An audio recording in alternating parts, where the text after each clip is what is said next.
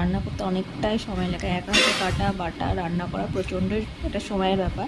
তো সেদিনকে কিছুই সেরকম রান্না করিনি, কারণ এতটাই গরম লাগছিলো। তো বাবা ঠাকুমা সবাই বললো যে না, প্লেন আলু সিদ্ধ, টক ডাল, ভাত, চাটনি, আর ঠাকুমা যদি ডিম খায় না, ঠাকুমা দিয়ে খাবে, আর আমার জন্য ডিম ভাজা করেছিলাম। তো এখানে আমি ভাতটা চালটা ধুয়ে বসিয়ে দিয়েছি, তারপর আলুগুলো ছুলে নিচ্ছিলাম, তারপর আলুটাও বসিয়ে দিয়ে তারপর এখানে একটু মুসুরির ডালও সিদ্ধ বসে দিয়েছিলাম। আর ফোনটা তখনই আমার পড়ে গিয়েছিলো কোনো কারণে স্লিপ কেটে।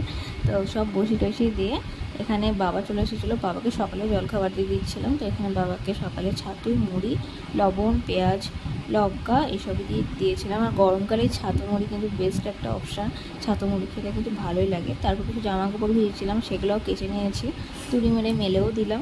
তুড়ি মেরে যদি সব কাজই করা হতো কত ভালো হতো, তাই না? কিন্তু সেটা তো সম্ভব না, পসিবল না, সেটা তোমাকে কী বলবো, নিজে খেটেই করতে হবে। যাই হোক, তারপর আমি স্নান করে চলে এসেছিলাম, স্নান করে এসে লাঞ্চ করতে বসে গেছিলাম। গরমকালে একদম অমৃত খাবার এটা যাকে বলে, মানে এত তৃপ্তি লাগে এই খাবারটা খেয়ে, কিছু বলার নেই।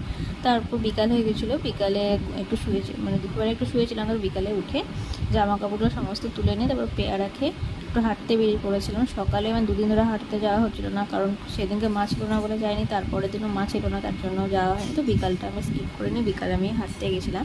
তো হেঁটে এসে আমার অবস্থাটা দেখো, পুরো ঘেমে স্নান, মানে হাইড্রেটারের প্রয়োজন পড়বে না, ঘামেই এত গ্লো করছে, মানে কিছু বলেনি, এতটাই গরম, আর প্যাচপ্যাচানি একটা গরম। তারপর সন্ধ্যেও দিয়ে নিয়েছিলাম। আর এর মানে ব্যাপার স্যাপারে দেখো, মনে হচ্ছে পুরো রাজার ব্যাটা না, রাজার ছেলে, তাই মনে হচ্ছে বসা এইভাবে কোন বিড়াল বসে ভাই, আমি তো কোনোদিনও দেখিনি, এরকম মুখেই দেখি। তো যাই হোক, তারপর সন্ধ্যাবেলায় চা করে নিয়েছিলাম। গরম শীত বর্ষা যাই হোক, চা লাগবেই, চা না হলে জীবন নাই, এরকম একটা ব্যাপার। আমিও চা খেতে ভালোবাসি, খুবই খুবই ভালোবাসি বলে তা 5-6 বার খাবো না, সকালে আর সন্ধ্যেবেলায়, বাট এখন আমি খাই না, ব্ল্যাক কফিটাই খাই। আমার ব্ল্যাক কফিও খুব পছন্দের। তো যে কোনো একটা আমার লাগে, তো ব্ল্যাক কফিটা আমি এখন খাই উইদাউট সুগার। তো যাই হোক, তারপর এখানে চাগুলো সব ট্রেতে নিয়ে বিস্কুট নিয়ে নিয়েছিলাম। আমি শুধুই খেয়েছিলাম, আমি বিস্কুট খাইনি, ঠাকুমাকে আর দাদাকে দিয়েছিলাম বিস্কুট, আমি শুধুই খেয়েছিলাম ব্ল্যাক কফিটা। তারপর এখানে রাতে রুটি করব, তার আগে তরকারিটা করে নিলাম।